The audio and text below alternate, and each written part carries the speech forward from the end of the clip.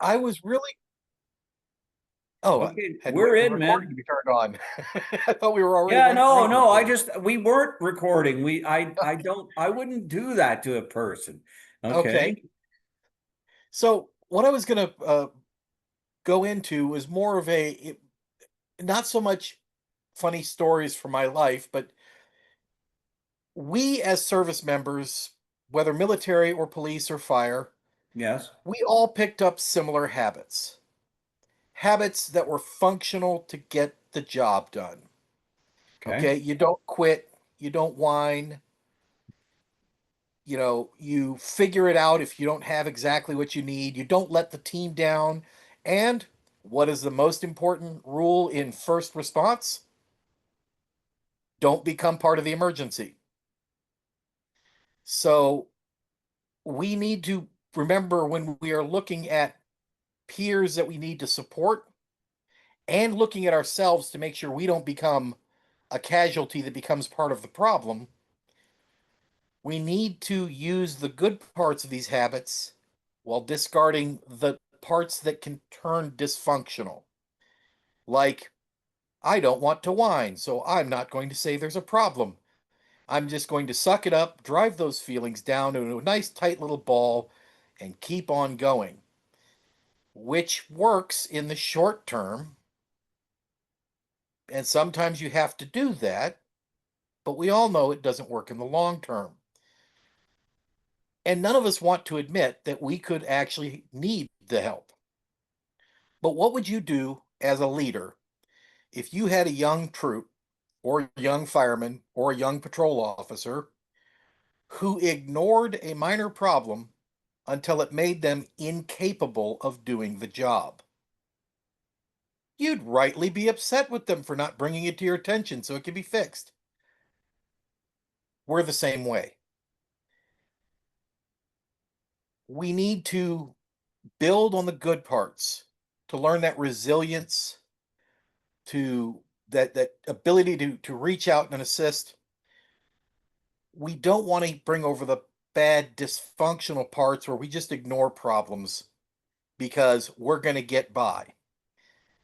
Because sometimes we're not going to get by. And that's when guys fall and they lose the final battle. Whether it's into a bottle or it's taste testing their shotgun. That's when they lose because they tried to fight it on their own so they weren't a burden. Well, that brings up an interesting concept, if I may, and that is, while I'm Yeah. thinking of it, that we are taught to be fixers. Um, One of the things we've noticed with Red Friday talks is that people that are still very early in their recovery, and when I say recovery, I mean someone who put their hand up and said, I have something going on that's not right, and I'm going to address it. And maybe they've made that remark out loud and they're seeking help, or they're on the cusp of seeking help. Okay, the self-realization has sunk in. My song isn't quite right. There's something not here. A note's missing. They want to become helpers. So they want to lead a peer support group, or they want to, become a counselor or whatnot, which is all very fine and noble, just not at the right time. So then you end up with a situation where the sick want to injure the ill. I mean, sorry, the sick want to heal the ill. And that's never a good thing. Do you see that from your vantage point? Yes. Yes. And I think the best way to push back is in language that most of us, well, I don't know about cops, but I think soldiers, firefighters, most of us, if you even if you've flown commercial, put your own mask on first before you try to help somebody else. You've got to be safe. And that goes back to the don't become part of the emergency. You've got to be safe and secure before you can start looking for other other people to help because you want to keep yourself from becoming a worse casualty or problem. And I do view it as casualties. When we are suffering like this, psychological casualties are casualties still. It doesn't matter what the wounding mechanism is. It hampers your life, it damages you. And you need if I've got a troop with a broken leg, we're not doing a PT test today. Okay? Or he's not. He's going to go to the doc. They're going to put a cast on. We're going to wait till his cast is off and he's been cleared for duty. I'm and you've got to be smart enough to know, hey, my ankle really hurts really, really badly. I should probably go get this looked at. And yeah, I do see people, they want to reach out. I've recovering substance abusers, abuse survivors coming out of that. Uh, all sorts of people where, yeah, because as soon as they start to see light, it is so much of a paradise compared to where they've been living that they think they're pretty much better now. Um, and yet they're still 90% in darkness. Okay, it's like the crappiest day you ever had in the field, and someone hands you a hot cup of coffee or tea, and it's so wonderful, and it feels like paradise. It's just a frickin' cup of warm water with flavor. Okay, you are not back with pillows and dancing girls yet. You're still in the No field getting dancing rained on. girls? Wow, you had a really interesting you know, I didn't know you Yanks had that. Good for you. We have beer on our ships apparently, but other than that, I'm not sure. Hmm. Oh, they got in trouble for having dancing girls at the NCO club. I think we all have a mythic story like that, somewhere buried in our careers. How does a person though? Okay, good point. And self-awareness is a big part of your training. You know, you're Hmm. aware of your shortcomings, you're aware of your need to build strength in other areas, and so on and so on. How, from your perspective, would you encourage a person to know if they are well enough to, how shall I put it, if they're well enough to engage in uh, socializing and working with other people who have a similar issue, like in a group How do you setting, know not your parachute? necessarily a, How do you know your parachute's ready for a jump? that's one way of phrasing it, yes. The jump master has inspected you and cleared you to go. Why would I take his word for it or her word for it? Just playing devil's advocate. Yes, you've got to accept that we've got to have people who are recognized as qualified and appropriate to make these kinds of calls. And that can be whether it's on paper certifications or trust because you know the person, or transitive trust because a trusted buddy has told you to trust this person. Yes. Uh, there's all sorts of ways you can develop that authority, but you must accept that this person has the authority to make the call. Um, we can't keep somebody from running off on their own and doing what they will. Human's gonna human.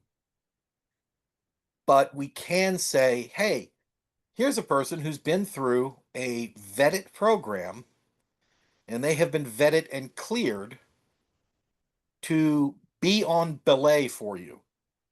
And they will tell you whether or not you're ready to go. They'll tell you whether or not the line is taut. Um,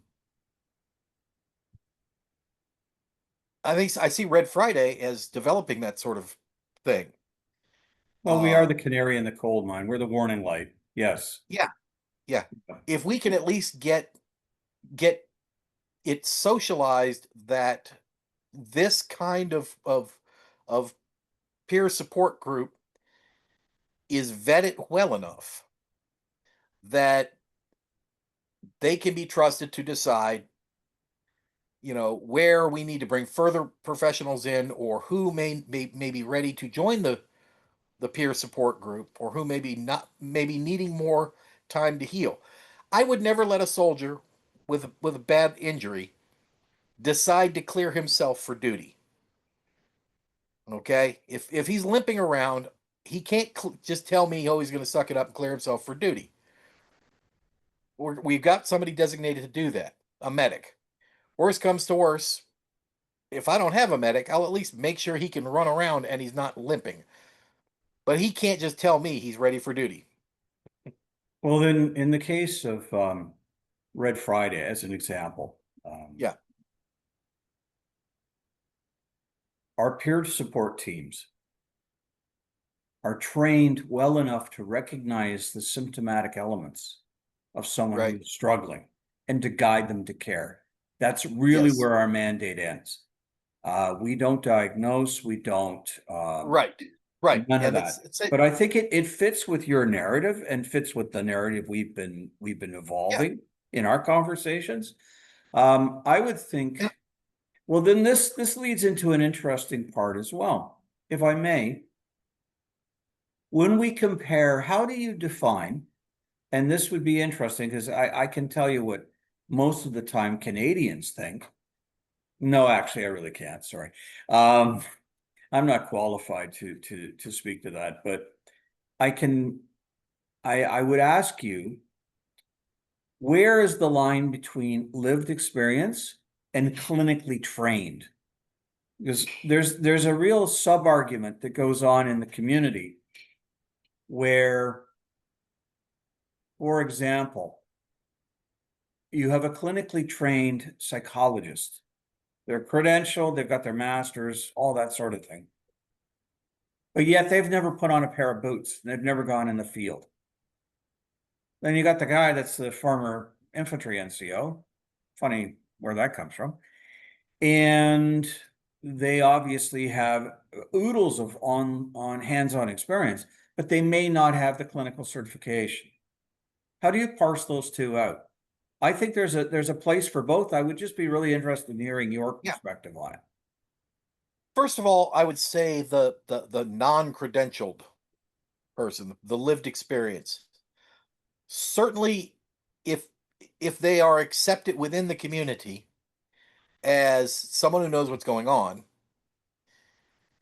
certainly is good enough to refer a casualty or a potential casualty.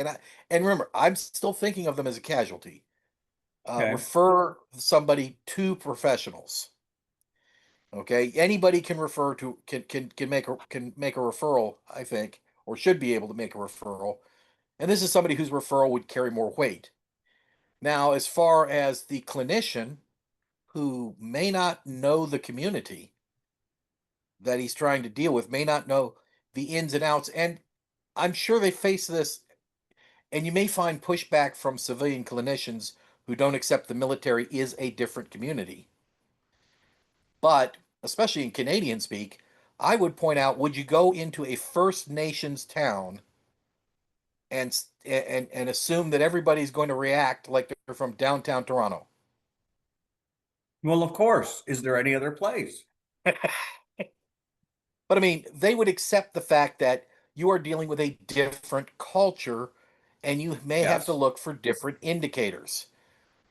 And I think if you're trying to explain this to a clinician, you just point out the military is every bit as different from the never had any real contact with the military world as a 100% First Nations town out there in the Northwest Territories has with the rest of urban Canada.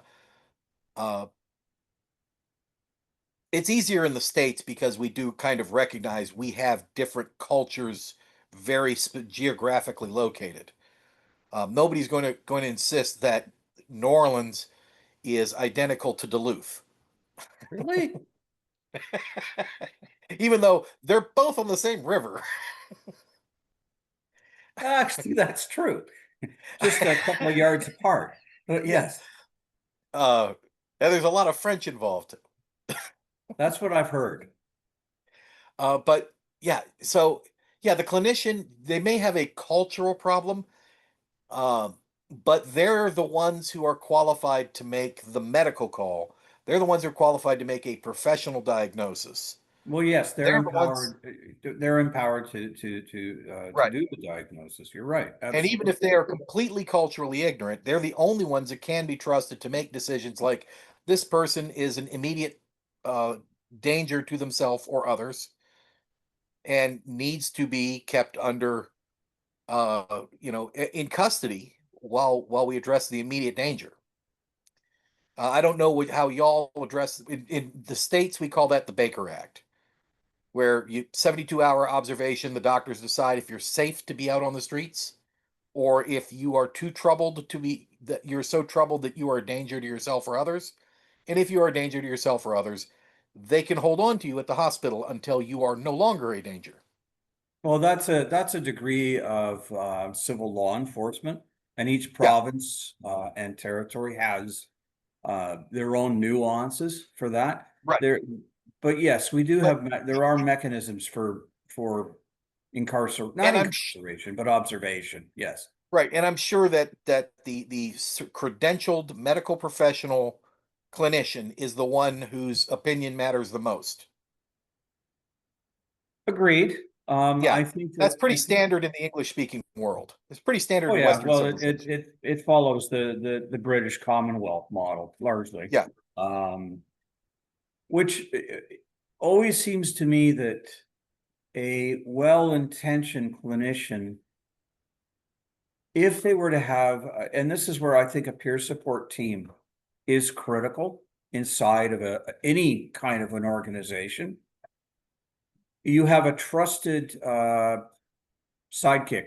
Want to call them that? yeah, Maybe. Um, that knows the ground, knows how to use a map and a compass, can figure people out, knows the nuances between interpersonal.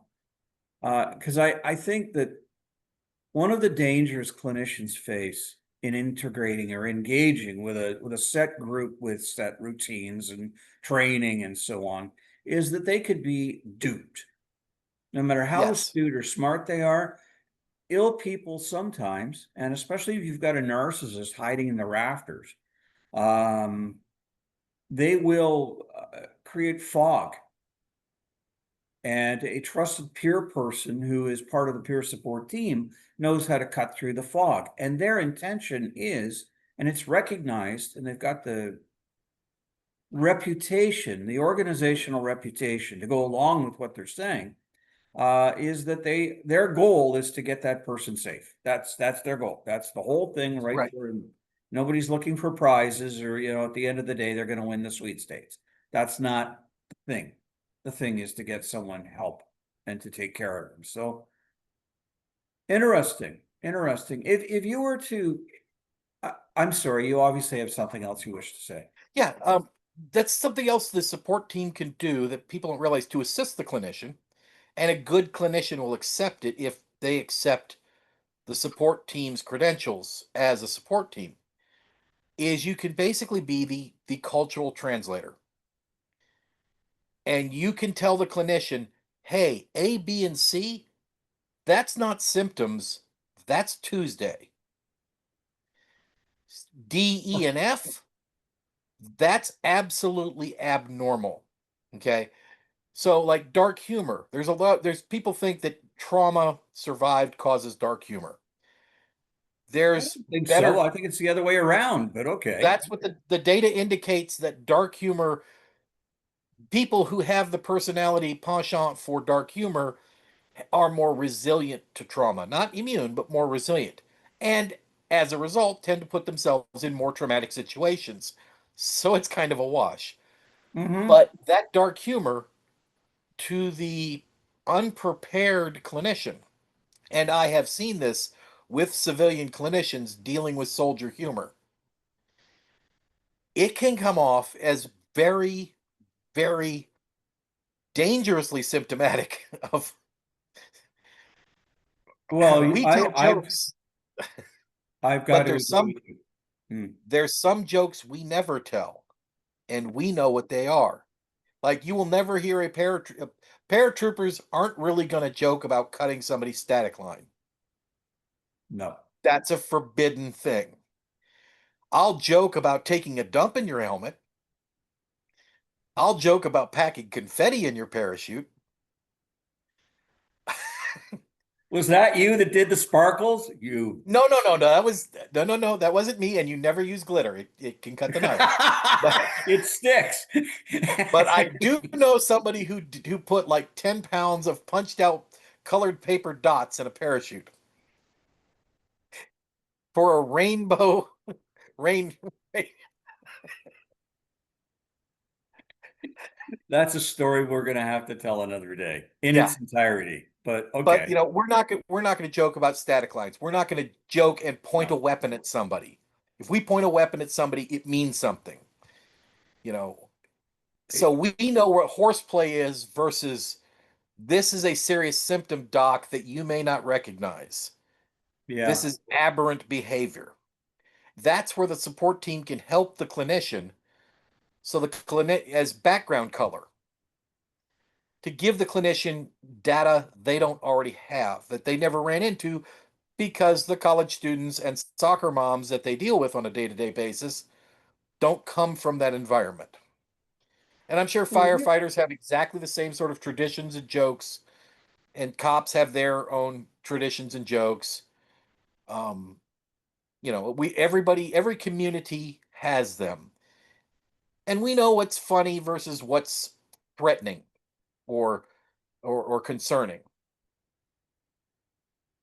If you were talking to someone considering working with public safety sector and or military in the role of a clinician, so to speak, what would be your advice to prepare them for that culture, for that exposure? I got this from a chaplain who wrote an article to other chaplains on how to do their job better. I would advise them to involve themselves in training exercises to the maximum extent their schedule and duties allow and ability to be safe. Because one that gets you accepted into the team and you start to soak it up by osmosis. Mhm.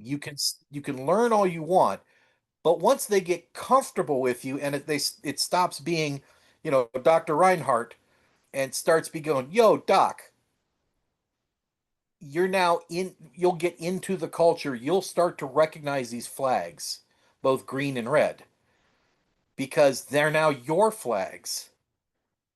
Um, and it's also works around that you are now developing if you're a clinician who's trying to work with a specific community, you are developing your bona fides. You are you are letting them vet you directly as a trusted source because you're not the doctor who's going to take me off watch and stick me in the rubber gun squad. You're doc, who can't lift a whole hose reel, but he'll try. Yes, until your back goes out and you yeah, know, like a changing a road wheel on an armored vehicle. Yeah, exactly. Exactly. yeah, they've got to figure a way to get into the culture as much as they can, even if it's only hanging out with these guys once a week for an hour or two. They've got to get in, they got to get their boots on the ground.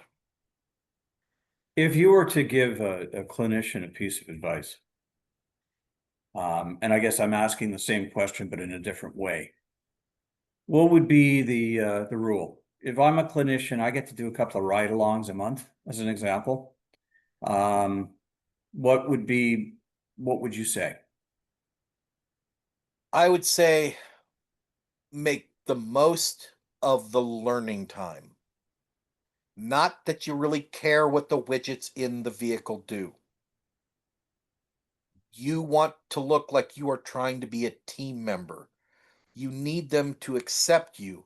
When they accept you, they will talk to you. They don't trust you because you're an outsider. You're an alien. You're a threat. You're the person who's going to down check them. You don't want them to see you as a person who's going to down check you. You want them to see you as a valuable member of the team. And to do that, you got to, even if it is just ride the car and ask him, okay, ride along with a cop. Hey, what does that code mean that the dispatch just called out? Oh, why are we not responding to that call? I thought we were closer. I mean, don't pester the guys, but try to get yourself into the herd. You know, the pink monkey in a herd of brown monkeys is going to get beaten up. So find some hair dye and try to fit in as best as you can. But remember, you're not actually a firefighter or a cop or a soldier. And they're just as good at their jobs as you are at yours. And you didn't learn your job one weekend a month. Um, but you do need to try to be seen as a team player. And most teams are not going to expect you to come out and, haha, I'm like a junior firefighter now. They're going to see somebody who's struggling really hard to understand them, who's trying. And what is the one thing that we will accept a lot of faults for, in as long as you're not actively getting it in the way? Someone who tries. Because we have no use for quitters It's in true. any of these cultures. No, that's Just, absolutely true. yeah, seeing the guy who's out there, or gal who's out there trying to fit in, who's trying to understand. They are not judging, they're trying to learn the tribal language. And they're doing it by getting their hands dirty to the best of their ability. Even if it's just, okay, they're over there doing some stuff with the equipment that I'm not qualified to do and not safe to be around while they're doing it. But I'll still be here talking to them, or I'll go fetch everybody coffee from over there. Make the best of your time to get in with the team, because you have to have their trust. And I've had clinicians will say they have to have the patient's trust to get anything done. Well, all of these people are your potential patients, and they come from an alien culture. You've got to But play they have anthropologist. but they have that common language and that common experience. You tap into that common language, you Yep. tap into that common experience, you're in. Well, at least Yes. you're well enough intentioned. I mean, yeah, we all remember The Apprentice, or the guy that couldn't hit the target to save love or money, but as long as he didn't point his weapon at you on range day. Or Interesting. the I would goofed up always chapper who'd show up on the rucksack with his rucksack with big and smiling to do the road march with you, and all of his field gear is on wrong, but he's trying and he's carrying the load. That's when you can usually reduce his load by 50% and Yeah. show him or her how to, yeah, no, yeah, no, I became very conscious of the amount you carry when I joined. Funny how that goes, right? Yeah. Right. I learned how to But live yeah, a lot without as opposed to with the excess, yeah. which, So sorry, I don't mean to cut you off, but I think if I could sum it up to one sentence, yes, to the clinician, you're a missionary. You need to get the tribesmen to trust you before you can build the church. So go into the village and help. You're a missionary. Get to know the villagers first. so you need to know the village people. Yes. Why? I was I I knew you would take that bait. I can't throw chum in the water and you're not going to come up there, Bruce. Because that was the name of the shark they had in Jaws, right? The mechanical shark. The name Bruce, if I recall. Australia, the only place where Bruce does not seem like an effeminate name. Oh, oh, that's so Oh my That's so God. wrong, but correct at the same time. Oh, I don't even want to go down under. I really, no, it's just, ugh. Uh, I remember once in a former life, we had a house and it was unbelievably quiet. And we knew the people that lived there and they weren't quite right in the head. They just weren't quite right. So in order to gain access, we had a key. We could get in, no problem, but it didn't feel correct. So called the police, they attended, and there was a young male cop, and a middle-aged woman was with him who wore a vest but had nothing else. And I didn't know who she was. I just knew she was there and she was with the policeman. So I just assumed, you know, there you go. So they went in, there were no bodies in the house. We were afraid that they had done something terrible to themselves, which the house was empty. It was just ransacked. Uh, Computer drives broken out of machines. It was really something. Never seen anything that messy. No, I'm lying. I have, but not in that context. Well, I found out later, after everything was said and done and the police report was filed and so on, that she was a psychologist who worked for the police department, and she was a scene trauma person. So in case there were children in distress, or because it could have been a domestic violence thing, we had no clue. It was just silent. That's never a good sign when you're expecting to hear a family rambling around in a building, because kids are not quiet. So I had some exposure to that concept of psychological support really early on. Um, so that recalling that, and with what you have said here today, and sharing some of your learned wisdom, I would agree. A psychiatrist or a psychologist needs an aide de camp, or they need a knowledgeable person to go with them. When people are in distress, I've noticed, and I'm wondering if you'd comment on this. They revert to some form of their uniform identity. I can recall one conversation I had with a military guy. I'm not, if he's watching this, I don't want him to feel that I've identified him. So we'll not name the branch or anything like that, or, what he did. But the response I got, until I pointed out, I never said that because he took it as that I had insulted him. And I never said that. I'm trying to be very careful not to insult anyone, especially when they're triggered and they're edging from orange into the red on the continuum. He started telling me, well, do you think you could come and talk to me and my friends and blah, blah, blah, and this and that? And, having your experience versus mine. And of course, he did more service than I did, which is fine. I'm not that interesting. This guy was interesting. He does some really hairy ass stuff. Have you seen that reversion to a service identity and using Yes, it and in fact, defensive? I've seen it in a case where it was actually a flag that caused me to reach out to find better support, because here was somebody who was out of the service and went from fairly well adapted veteran life to lockdown like they were an NCO on active duty. Hmm.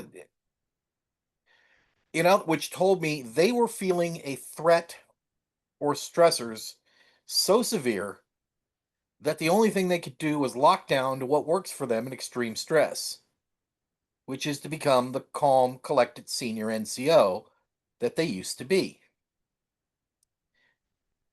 and to just shut off the civilian world like they're on deployment while wearing a stupid, Hawaiian shirt or whatever. Um, that can actually be an indicator, because it was one, it was a personality change. And two, it was definitely a reversion to a high security posture.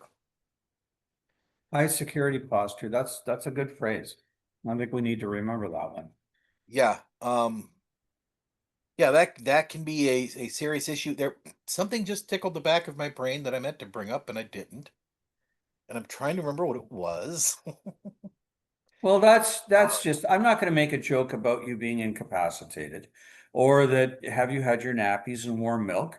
I wouldn't, we're not going to go there. Um, so tell me the joke of the day. Joke of the day. I think I emailed you the joke of the day earlier. You probably did, but I don't read your emails anyway. And if I do, I usually need something to help me translate the crayon.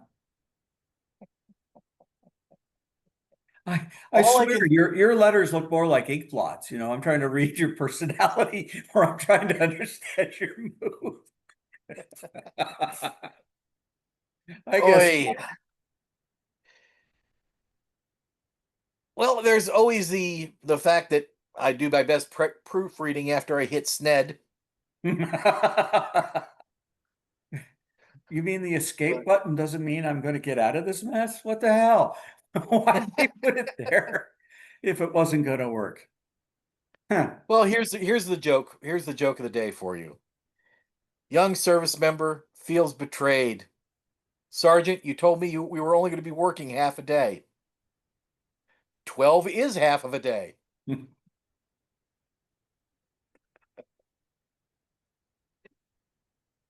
I rewatched Stripes with my son. And I'd forgotten all about the Sergeant Hulkenberg jokes. And I remember when I was a couple of weeks younger than I am today. That movie was relatively new. Let's not give a year. Bill Murray was young. Yeah. So in that film, you'll recall that they do a drill sequence, which wins them the opportunity to go to Italy and play around in the urban assault vehicle, which we all love so much. I know somebody who owns one. Well, I remember of course you do, and you have a bat cave under the house. But who am I to say anything? George Clooney wouldn't be jealous of you. No, but Danny DeVito might. Ow. Well, jealous that you're taller and better looking, of course. Why would that be an ow? Please don't give me that. But I remember that there was a unit that took the inspiration for a annual, we call them annual inspections here. I'm not sure but it's the yearly parade, the yearly inspection by a senior officer or whatnot. Some self-appointed dignitary who got, voted for and won or whatnot. And they had a drill sequence that was similar to, it wasn't the same. They did the silent drill routine. They did a 3-minute silent drill routine with, I think, 20 moves, which was really well executed. I mean, it was precision. We would call it in Canada, it would be considered something like a guards level of drill, calling on the British reference. But then at the end, they all fell out. They didn't drop their weapons. They placed them reverently on the ground. That way, we're not gonna be doing push-ups and such. And they proceeded to do a 5-minute sort of dance song thingy hooey, similar to Stripes. Man, it brought the house down. Literally brought the house down. This was one of those ones where I was sort of on the periphery of how it got put together, but I wasn't the one who did it. That person who wishes to remain anonymous. But it was amazing. So I think the interaction, the point I'm driving at is the interaction between Hollywood fable, call it urban legend, call it social knowledge, culture. Between the cultures, they interact with one another. And if you can navigate that space and you're a clinician and you pick up, and this is where I come back to the clinician being socially sensitized, if you wish to use a term like that, to a military or public safety sector unit. Learning the culture and learning the humor, watch the movies they watch. Like, Yes. I would almost think that, and this may be a project you and I should engage in soon, because more clinicians are onboarding to support public safety sector. I think part of it is a genuine desire to help. Unfortunately, I've also learned that part of it is they make more money when they do this. Which, you have to pay your bills, obviously, but I'm hoping that the motivations are more pure than just as financial gain, so to speak. But if we were to create a small guide, one pager, if you're thinking of dealing with these monkeys, here's what the barrel looks like. And personally, I think a barrel full of monkeys would be absolutely terrified. Do you know how strong they are? Oh my God. And See, they'd be that's in just, kind of a joke in the U.S. Army is battle monkeys. Crate full of yeah, monkeys you just open and release on the enemy. yeah, The yeah. 82nd Airborne are flying monkeys. When Well, the president gets mad at a country full of sand and oil, and he goes, "Fly, my pretties, fly." well, I'm also thinking of a narcissist because the term they use is they've got flying monkeys that do their bidding, right? And that's the social circle that they've built with their lies around them that, will disable someone else emotionally, societally, whatnot, rumor mill them to death, that kind of thing. But yes, a small little Movie write up, a process, if you movie list will. is good. Another one that might work, especially since some clinicians may be less movie people and more book people. Um, a short reading list of, and there are a variety of choices. There's things like fiction works that end up on, say, the Sandhurst or the Commandant of the U.S. Marine Corps' reading list. There's a reason they pick certain fiction books, um, because they illustrate a culture that is desired to inculate within the community. That's usually a pretty fair guess if you can find something like that. Another one is find books written by people who did a career in that field Yes. or an adjacent field. Like if you're going to be supporting North American cops, you could go much worse by reading Joseph Wambaugh books, or at least one or two, to get into the side of a cop's head. True. True. Um, and you see it in every example that I can think of. You see the exact sort of cop humor that they don't ever say around civilians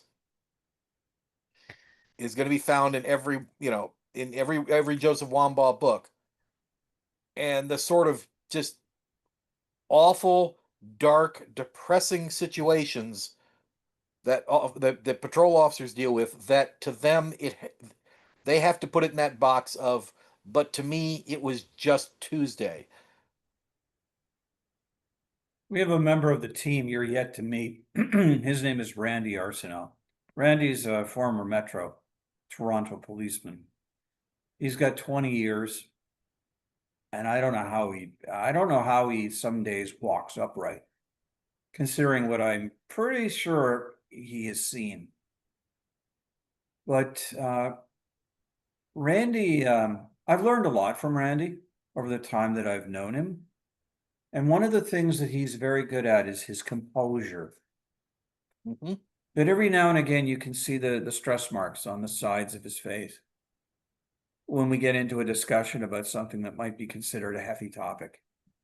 And this is usually we have a weekly meeting with he, myself, and Dave Connor, the training at Red Friday, and you can see it on these people's faces. Now I know Randy's in a much better place than most people, so I think it would be interesting to get his perspective and bring him into one of our conversations in the near future. I'll make a note about that. See if we can't get some of his time. But the thing I drive at is that in the police, fire, and so on, mine, we have firmware. The firmware is the training. Right. Because you can always revert to the training. The training takes over. You become an autoton. You're, Right. and that's part of muscle memory conditioning. We could have a 3 hour or 3 day conversation on that subject alone and the methods used and so on. If you were offering advice to a clinician, um, and we were focusing on the training, the short little bit of the burst you're going to get that's going to help prepare you for the field in which you're planning to engage, be it police, be it just everybody, be it veterans, be it whatnot. What would be your recommendation for a training cycle? What would be your thought For a for someone to become acclimatized? Not necessarily acclimatized, knowledgeable, but but I can't really embed them even on a part-time basis with a particular team. It's like we're trying to create a training course for them, as opposed to letting them steep like a tea bag well, they're in gonna the need environment. you're gonna need a wake up call before you go to the field, right? You're just gonna have one. Yeah, So that you're not caught completely, you're gonna be fish out of water no matter what happens. But I'm talking about a short burst, like a patch, like a flash of light, something that's gonna give them something to hang on to. If because leave us face it, a person who's not ready to see what they're gonna see can be damaged or hurt by that experience. And it can go negative and south really fast. okay. For it's going to have to be, if they're going to support a particular community, it's going to have to be tailored to that community. Of course, assuming that.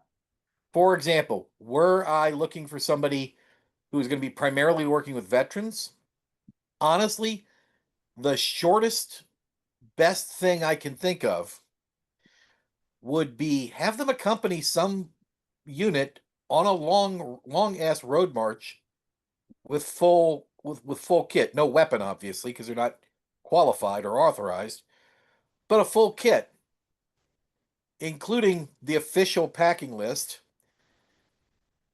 and let them see. Maybe they learn the if you ain't cheating you ain't trying, and if you get caught you didn't try hard enough.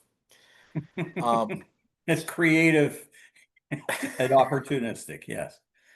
yeah, but let them understand that you start on that road march without a straggler truck. You don't have a choice. There's only one way to the other end, and that's on foot, whether your feet or your buddy's feet. You're going by boot personnel carrier, Yes, and that means my infantry buses. Yes, exactly. yes.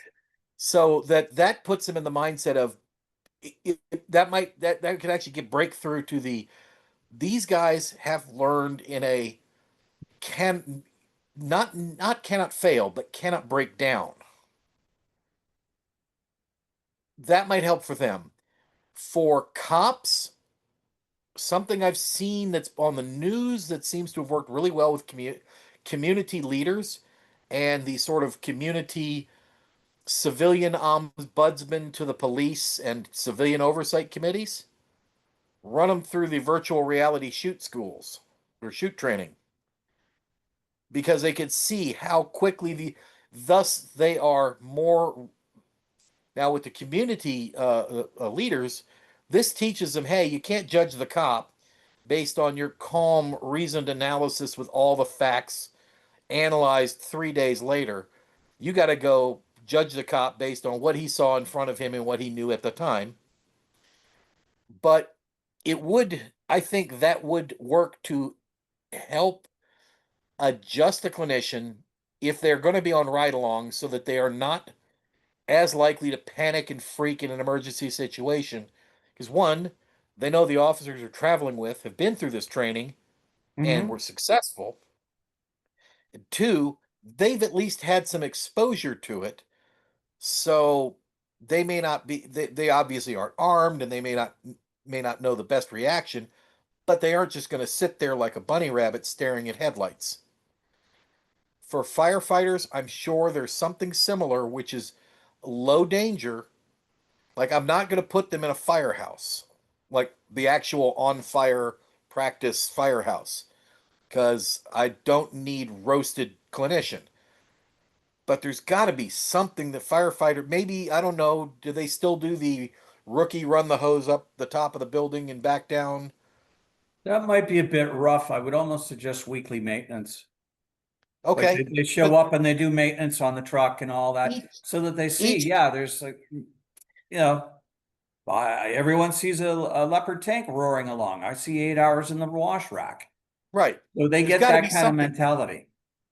There's something in every community that, and maybe maybe the virtual shoot for the cops isn't the way to do it. Maybe it's after, the end of shift paperwork.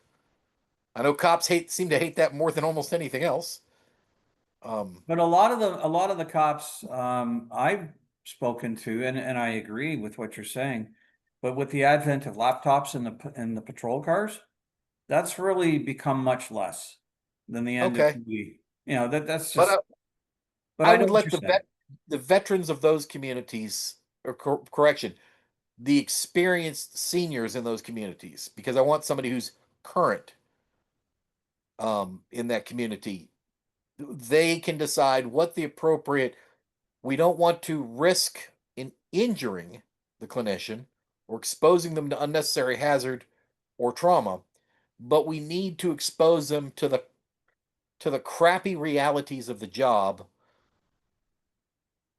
in a way that in a single day or a single weekend we can get across. It's not just what you see on a NBC uh, show where you've got 37 minutes of programming and 23 minutes of commercials, and they always solve the problem by the end of the hour. That's why I love TJ Hooker. I mean, you could always see, Captain Kirk can run.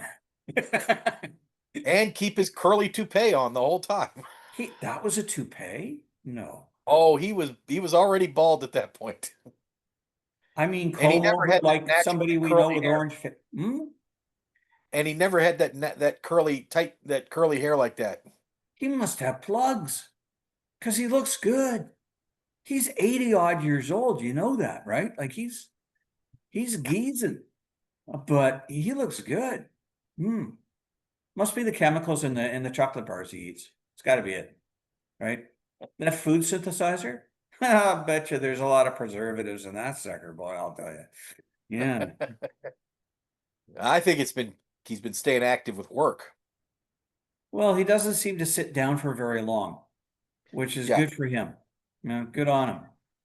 But yeah, there's something in every community that they can use to teach the clinicians.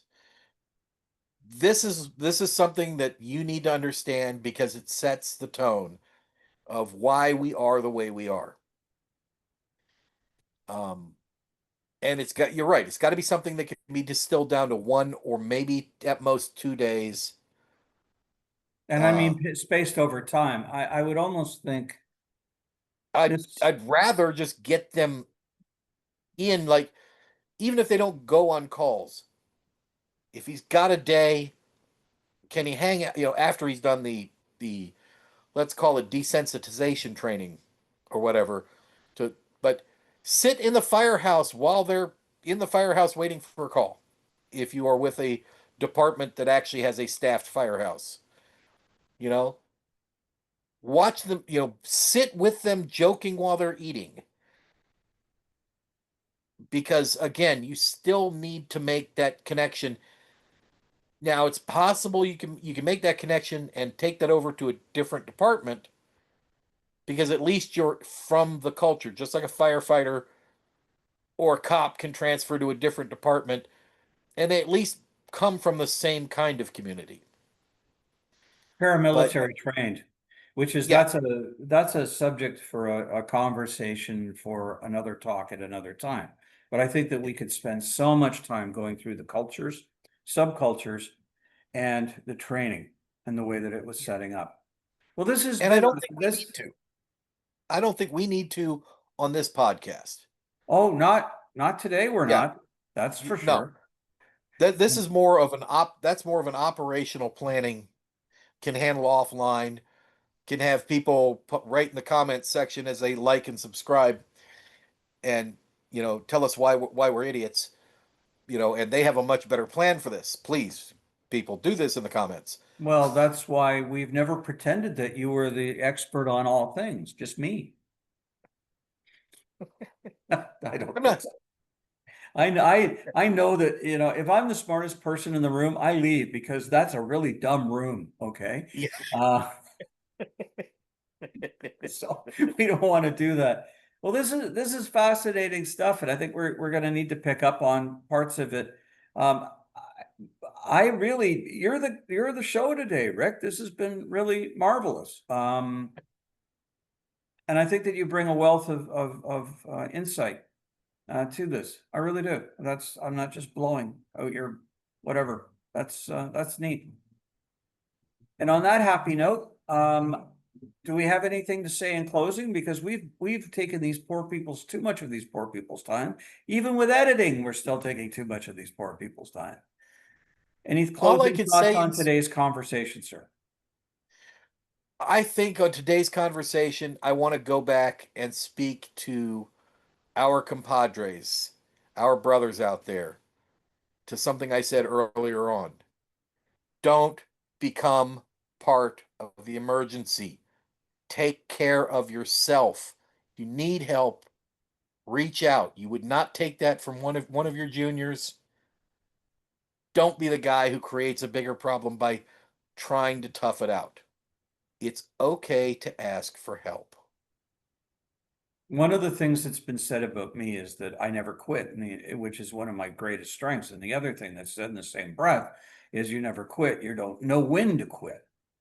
And I think it's part of that not knowing when to quit. And I don't think there is a magic formula There isn't. that we could share with anybody I know from my own experience, I self-medicated with alcohol.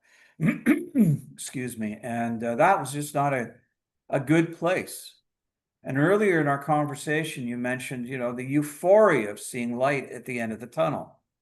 I remember when I had one toe out into the sunlight, it was pink heaven. Actually, that's what they Yeah. call it, the pink cloud, after the pink elephants you see supposedly when you're drinking. And that is the euphoria that all of a sudden, yes, you can lead a life in sobriety, a life with purpose and meaning. But then there's the burning question. If this thing damages you so badly, why do so many people aspire to do it? Because if you ask a lot of people, veterans of any public safety sector or the military, I'd say 80 to 90% of them will say, "Oh, I'd do it again in a heartbeat." I'll tell you what I thought of when I was 17 and putting my hand up for the first time.